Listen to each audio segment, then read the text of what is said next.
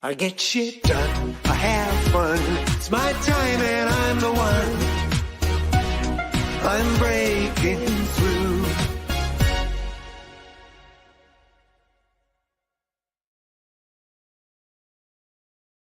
Welcome back to another episode of The Business Renovator. I'm your host, Coach Phil. Today's topic, from dreams to reality, unleashing your entrepreneurial vision. I'm excited to hang out with my buddy, Greg. Our guest today, he's going to talk about that and his path and his journey to living his dream, so to speak. I think you're going to like this conversation today. But before we do that, if you're watching us live, thanks for being here. Appreciate that. If you're watching us on a replay, hashtag replay, let us know that you're watching it. If you have a question, tip, concern, idea, maybe somebody else that you would like to have get their message out to the world, send me a note, phil at coachphil.ca. Now I have a shameless plug from what I do. So here we go. Shameless plug coming your way.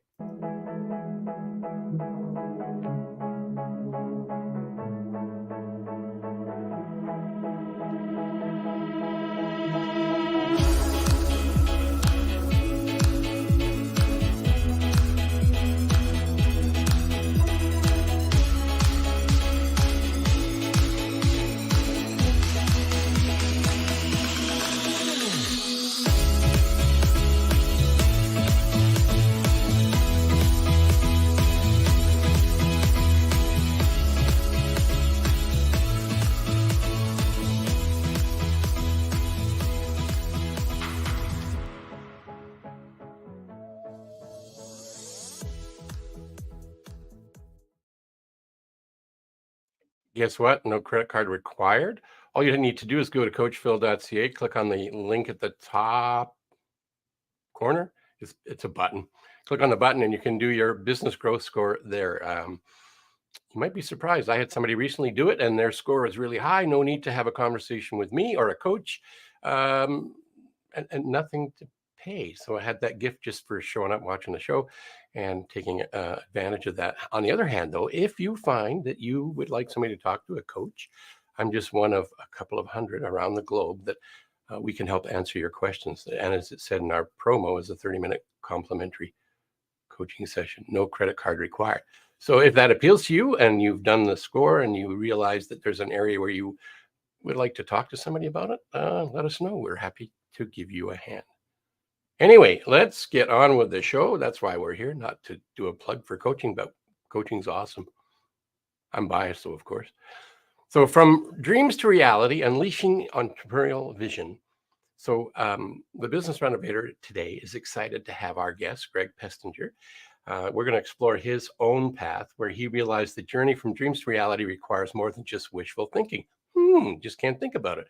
It takes meticulous planning, relentless effort, and daily action. That's a lot, but sounds good. It's about taking those dreams and transforming them into tangible success. Just like many of us, Greg started with aspirations of more wealth, more control over his destiny, more time for what he loved. And his journey was far from a straight line, with its fair share of ups and downs. But through it all, he gained valuable insight. Sometimes the reality we find ourselves in doesn't fully align with the visions we once had. Oh my gosh, do I know about that? But the good, exciting part is the misalignment doesn't have to be permanent. It's entirely possible to bridge the gap between dreams and reality. You can work smarter, earn more, build incredible teams, and create substantial wealth. It might not always be an easy path, but with the right guidance and determination, any obstacle can be overcome. And that's why I'm thrilled, like I said before, to have Greg Pestinger with us today. His expertise and experience of helping others embark on their own success journey is what he's going to share a little bit with us today in the time we have. So if you're ready to turn your entrepreneurial vision into reality, block out just 30 minutes on your calendar today with us.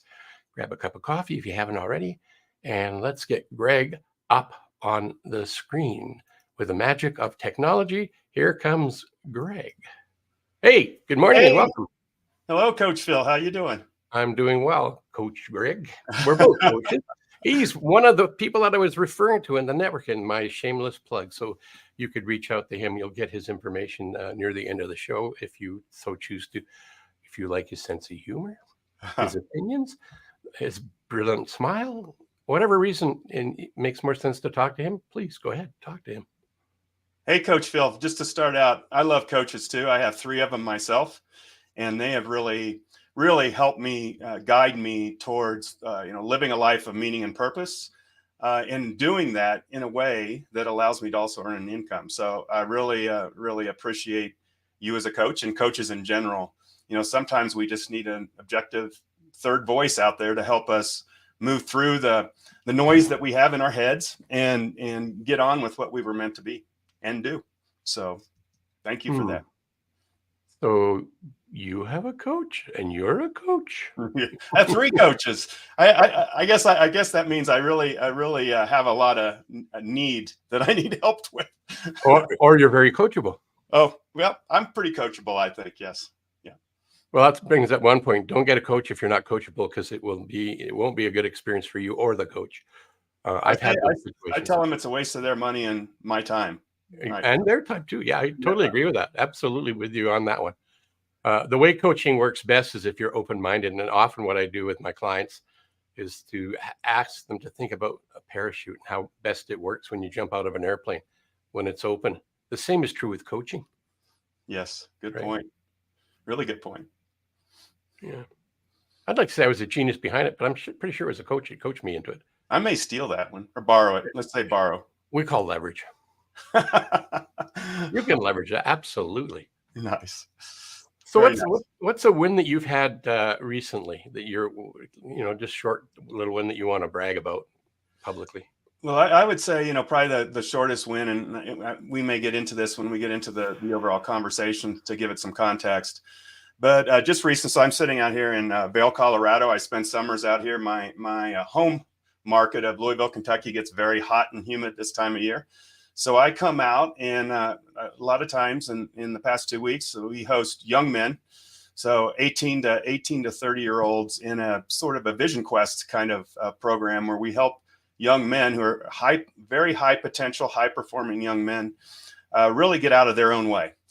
This whole notion of being high potential, yet at the same time empty inside. So lack of fulfillment is really driving a situation with this generation that we've never seen before. So recently had 3 young men out here hiking, whitewater rafting, learning to get past our fears, find purpose in life, create a vision for themselves, which really is about creating a sense of certainty about where you're going, and then help them build a life plan to get there. So very rewarding experience. I think they got a lot out of it. I know they got a lot out of it. We've been in contact since.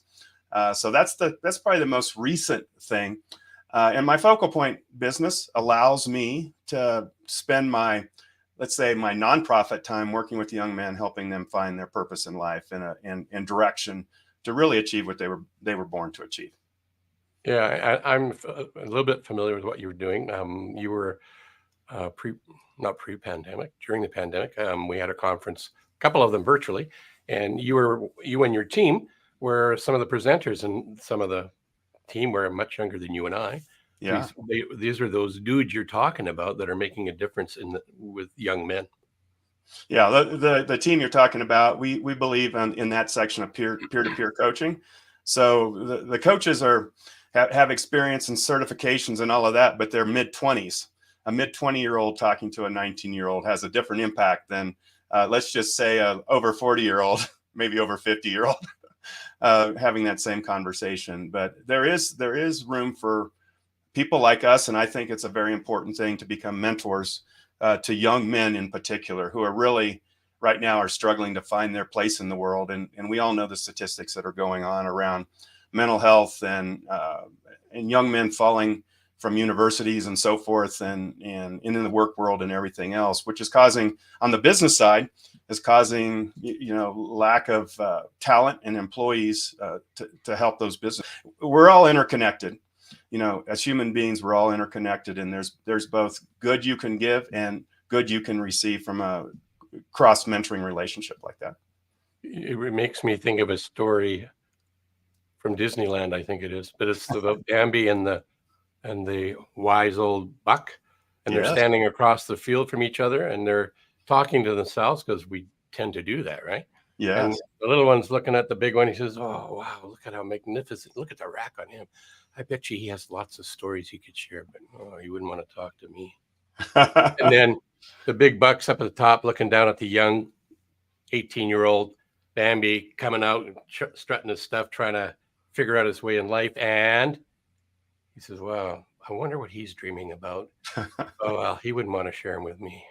Yeah. And they never connect. So what you're doing is bringing the Bambis and the bucks together to Yes. have the conversation, share, and inspire, not just downward, but upward. Because I've been fortunate, not necessarily with men specifically. Well, I did a little bit of work on the university football team in leadership development. Where I'm going with this, though, is what you remind me of, is when the days when I was coaching hockey to girls. Yes. And the things I learned about how they deal with wins and losses and what's important and what's not. It was an amazing experience, and what they taught me. And I see some of the things I got credit for teaching them. It's a pretty incredible experience. I think you said in the green room, or maybe it was live here, we're all together, we're all connected. Yes, we're all interconnected.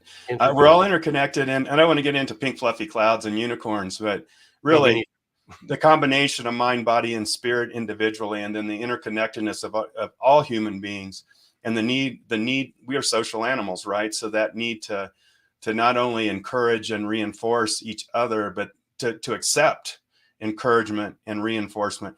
I talked about having 3 coaches. One of them is 24 years old. I'm 59 years old. So there, we have this opportunity to really learn and grow throughout our entire life on this planet. And I think it goes both ways. It's not just from people older and more experienced than us, but people that are optimistic and still have that sort of drive to impact the world in a positive way, that can really help us not only in the way we think and approach, but quite frankly, in a selfish way. In that particular space, I learned what it's like to be a 19, 20, 21-year-old. They have a whole different life than we did, and understanding that life so that I can be more empathetic in my coaching of that group of people and be more effective in so doing. So it's been a really great experience. I'm glad you threw the word empathy in there, because that was what's going through my brain, through my thinking, with everything you talked about. There's building a bridge and the bridge is the empathy. That's what we drive over, I think. Yeah, the empathy and the understanding is really, really important. And then coaching them through a process where they actually put what we like to call put a flag in the ground. I stand for this. My values are this. This is who I am as a human being.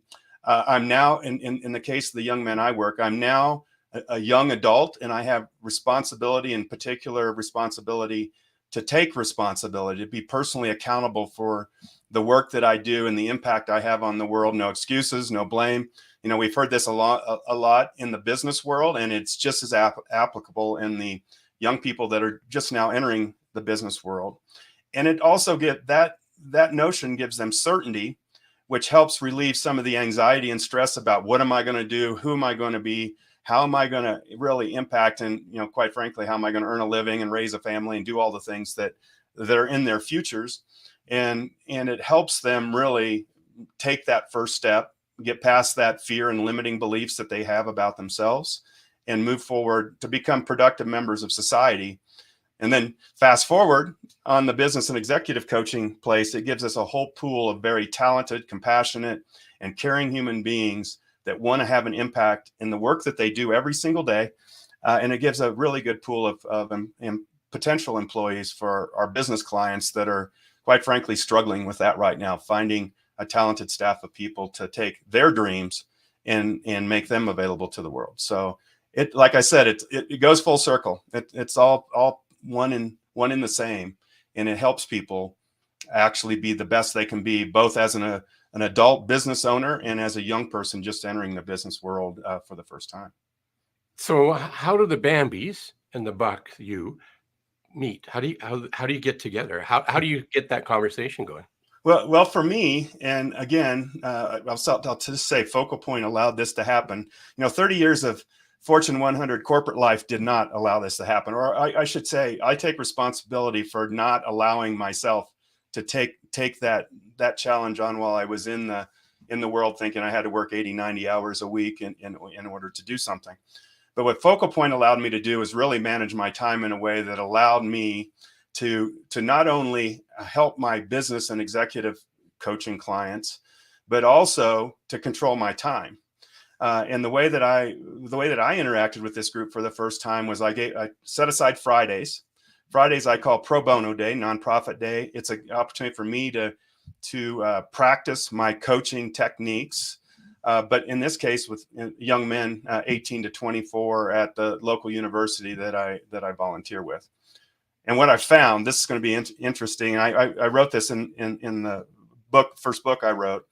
What I found was that some of the challenges that 18 to 21-year-olds trying to figure out what they're going to do were very similar to some of the 50-plus-year-old multimillionaires that were trying to figure out, what am I going to do next? I don't want to screw up this thing that's really working well. Limiting beliefs like, maybe I really don't deserve to be successful, so I don't want to screw up what I've got. And when both of those get past that limiting belief, or that fear of, what I call fear of success, they both start to see, businesses start to see doubling and tripling in income and time off, and a much more cohesive team. They start to chase some of those projects that they've always wanted to, but just haven't had the courage to do it. And young people doing the very same thing, chasing the things they really believe that they want to do and contribute in the world. Because, it's another, to be significant is another human need. And we all want to be significant. And this allows both to do it, but it's very similar, different age groups, different life stages, but really facing some of the same challenges to grow and prosper, both as a young person and as like I said, a middle-aged multimillionaire or greater business person. I'm just looking at, I think this kind of relates. We're not talking about money, but money can be part of it. And money's not an evil thing.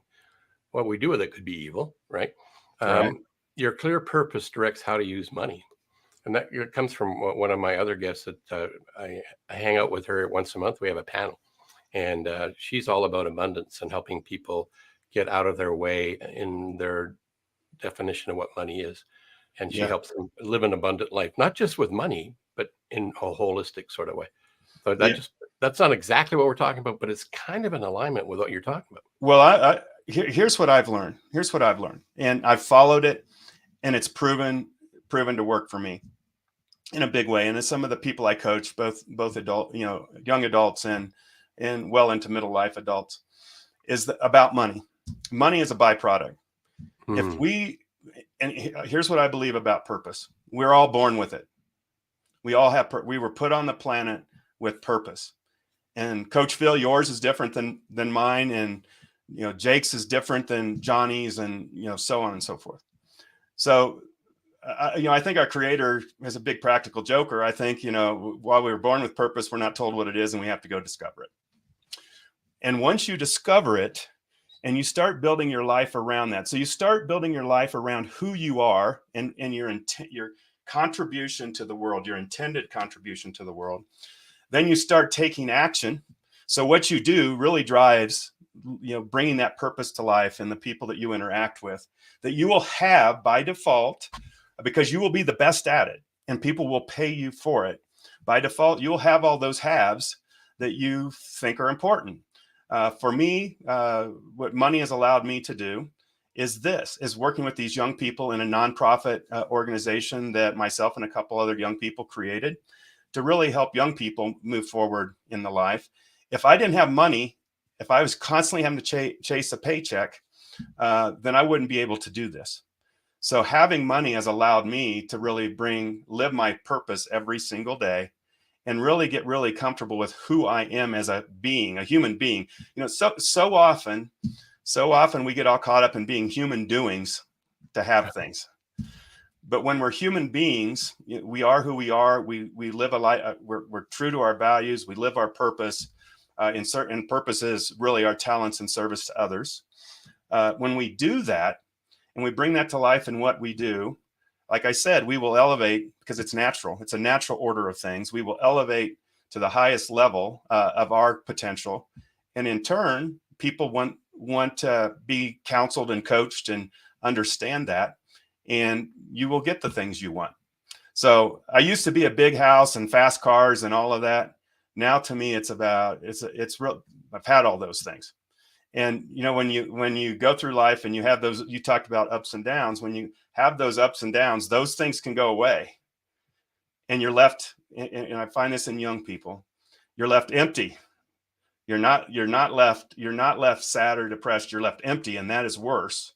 Mm-hmm. But when you start with who you are, living your purpose, your values, and bringing all that to life, then even when those temporary things go away, you still have you. You still have you. And I think that's the important part. And you're confident with who you are, you can start the whole process over again. So it's really, really important. I think money allows people to do great things. You can do a lot more with money than you can without money. I was raised in the Midwest in the United States, and we were taught to be embarrassed by money, to be humble and not talk about money. I think that is probably a place where we can evolve. You know, it's the love of money, not money, that's evil.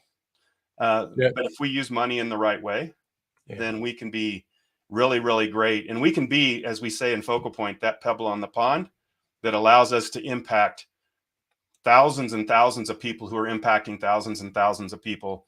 And in the end, the world's just a better place.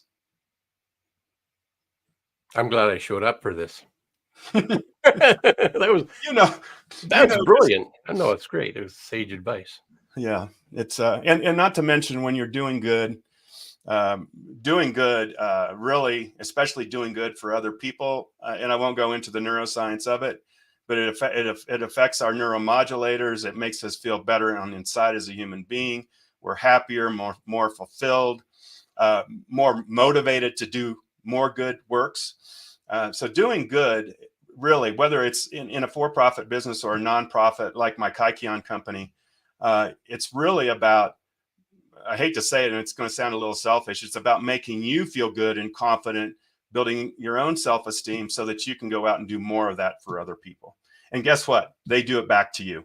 So it's back to that interconnectedness. It's a great thing. So what did you say about feeling good, higher self-esteem? On the flip side of that coin is efficacy, self-efficacy. So self-efficacy, if we do good, then we'll do more. And efficacy is really nothing more than, well, it's more than nothing more. It's quite impactful. And one of the things I do in my practice for myself, it's where it started. I learned this and practiced it and went, wow, this really does work. So I'm an advocate of creating a 100+ success list. And the reason I get people to do that is, and I have coaching clients that they know this question is going to come and they still struggle. And they'll ask me, so what are your WIFLs? What I feel like sharing, the WIFLs. That's not really proper English. It's an acronym. Yeah. And I had a client yesterday ask me, and I says, wow, geez, I don't think I have time for all the WIFLs I have. And it sounds braggadocious, but when I think about it, well, just over here, look, I'm off camera. My video coach is going to kill me. He's going to kill me. You're not supposed to do that. Anyway, in my journal the other day, I had a couple of appointments go sideways. They decided that something else was more important. I could totally get it. So I could have been off the rail and upset, annoyed, PO'd. But I thought, oh, what an opportunity. I can go and capture those wins that and put them in my journal of successes so that I can turn what's seemingly extraordinary to me today into my new ordinary, just like me, sooner than any other way that I know of, and do it with less stress. So I've shared the stage with Brian Tracy in San Diego, presented to our peers. And, you know, that's a highly efficacious group of people, and be able to do that for 90 minutes and hold their attention for most of it.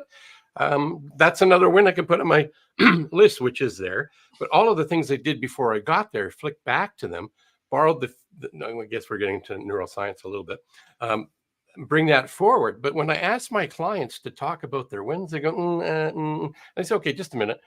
Tell me 3 things that really annoyed you today. And they start to tell me, well, no, I don't want to hear it. But see what happens there? We have the ability to recall the things that are in our victim mindset.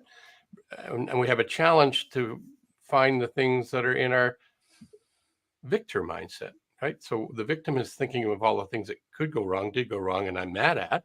or the victor is all the things that we could have done worse, but we did it really well. Those kind of things. So, well, Coach Phil, I would say ordinary is not a word I would use with you. Extraordinary is the word I would use with you. And we're all extraordinary. yes, I don't know what's happened in culture. Culture is a hard thing to control. So you kind of got to let it go. But how you react to culture is in our complete control. So that victor mindset is that we're living in a culture today where we point out everyone's faults, and internally we only see our own.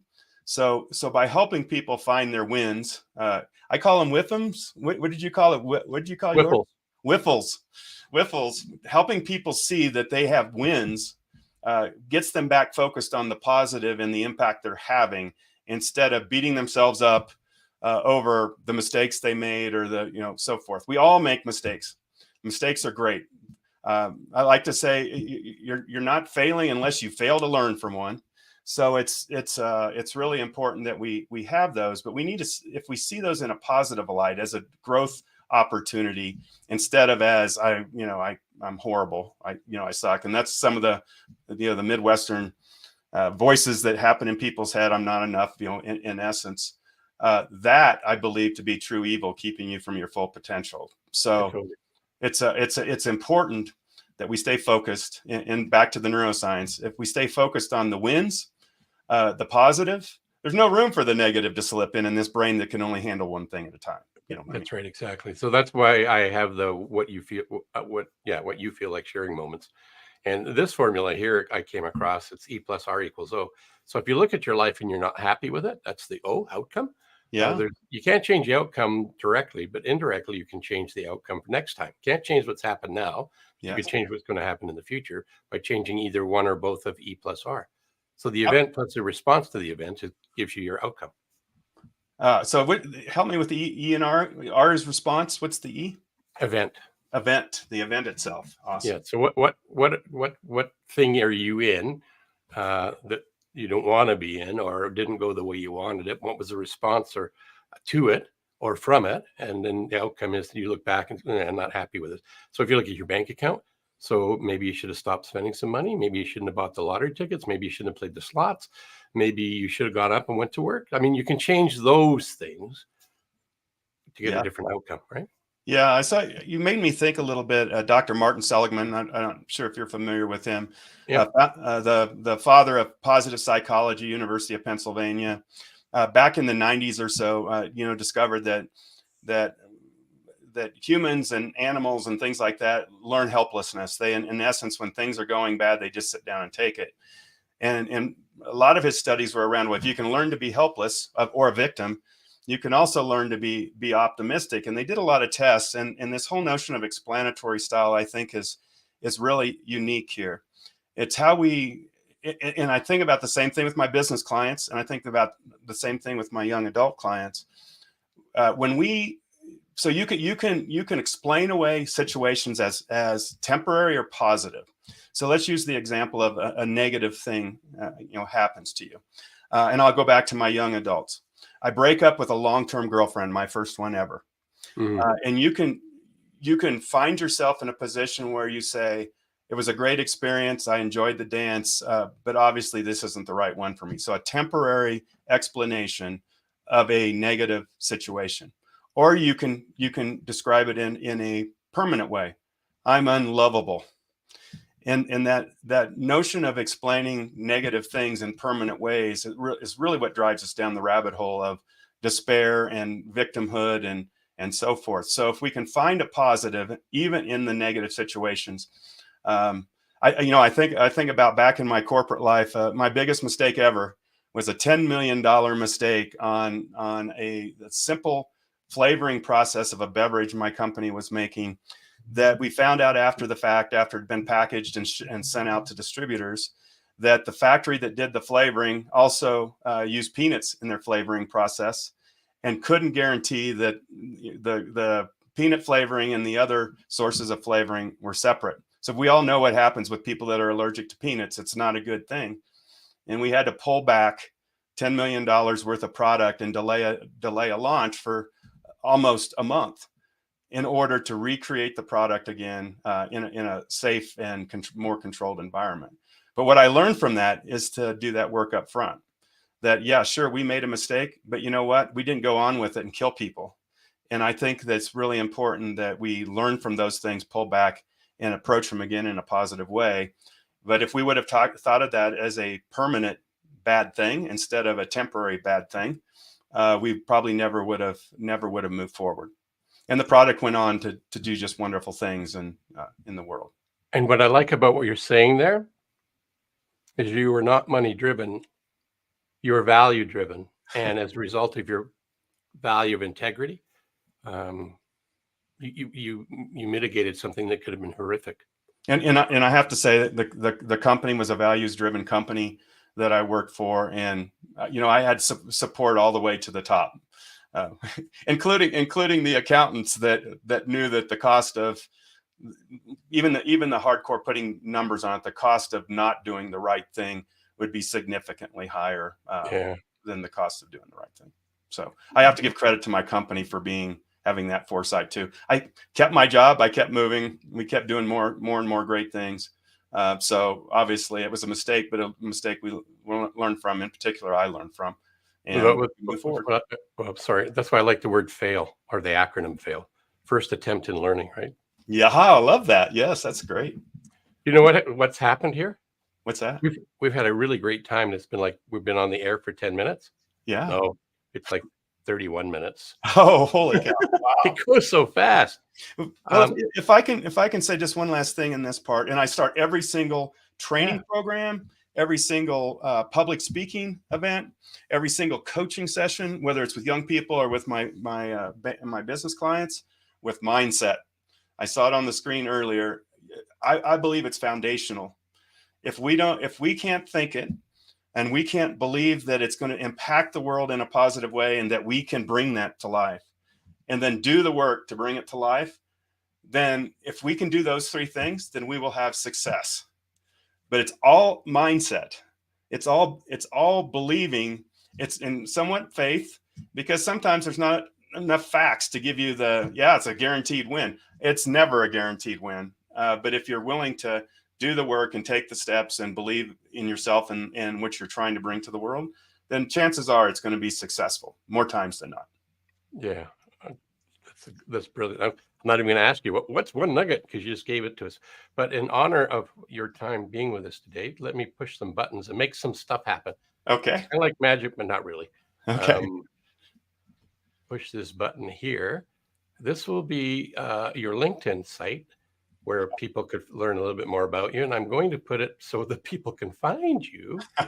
That's really tiny. Here it is right here. Huh. My hair's a little longer and a little grayer than it was in that picture. Yeah, but you're still handsome. Yeah. And your style's still great. Well, thank you for that. I owe that to my parents. There you go.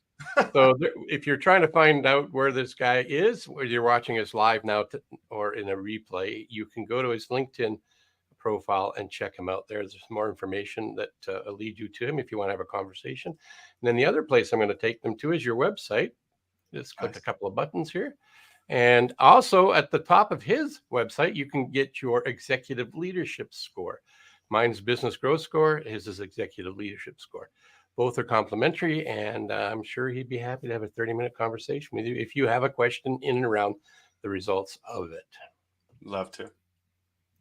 So that brings us up to getting rid of this and adding you, because you're more important than that. There we go. Oh, wow. I mean, I can't believe how fast time goes with this. 30 minutes is like 35 minutes almost already. So I just want to thank you for being here and sharing some wisdom. We didn't get to cover much of what we were promising, but when we only have a few minutes and you have a wealth of and deep depth of knowledge, I think what we shared was pretty impactful. And if the audience thinks the same thing or otherwise, let us know. I want to thank you again for being here and taking time away from your crazy schedule to share some wisdom with us. Well, I really appreciate it. And I do think the conversation we have is directly related to entrepreneurship. I think before we have to, true entrepreneurs have the capacity and the support mechanism and the understanding to get out of their own way, to go do great things, to take a great idea and make it real. And even if you're not in business for yourself, inside big companies, it's called intrapreneurship. Right. And I'm very fortunate to have had managers and leaders in the companies I work for that encouraged intrapreneurship. Getting beyond the bureaucracy of 100-year-old companies to go do what the market needs today. So, long story short, I think that the key to entrepreneurship and being a strong entrepreneur is having the courage to take the first step that often mindset will try to talk you out of, in order to go bring whatever that passion or that product or that service to life that the world really needs. So I really do believe that this is a driver of entrepreneurship, and quite frankly, the foundation of it. I'm totally on board. I'm glad you were here to share that message with us. Awesome. You've been great too, Coach Phil. Thanks, Greg. See you in a bit. Well, if you didn't get jacked up from watching and listening to Greg, then there must have been something wrong with your sound card. Anyway, but if you didn't, let us know.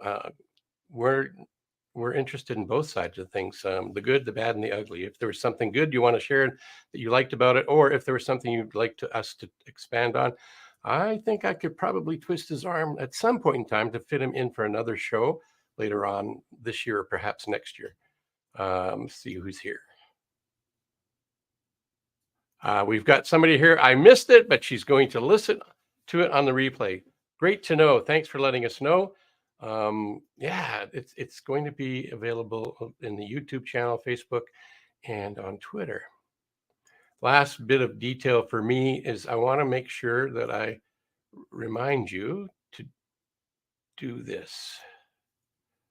Where are you? It's right here. It's right here, right here. There it is. So one of my mentors many decades ago was introduced this concept to me. And so now I have it. I have it in a card too. Look at that. And what this is about the you, and wonderful represents you. You're unique and you are wonderful. Even with your imperfections, you are still unique and truly wonderful. So continue being your wonderful self.